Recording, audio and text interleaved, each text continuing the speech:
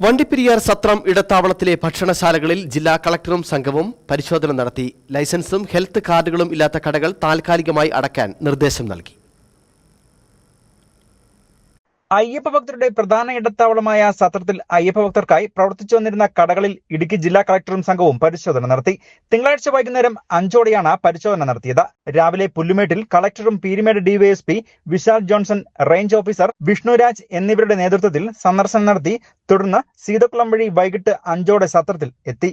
അതിനുശേഷമാണ് സത്രത്തിലെ എല്ലാ കടകളിലും പരിശോധന നടത്തിയത്. ആ സമയം മിക്ക കടകളിലും ഹെൽത്ത് കാർഡോ പഞ്ചായത്ത് ലൈസൻസോ ഇല്ലായിരുന്നു.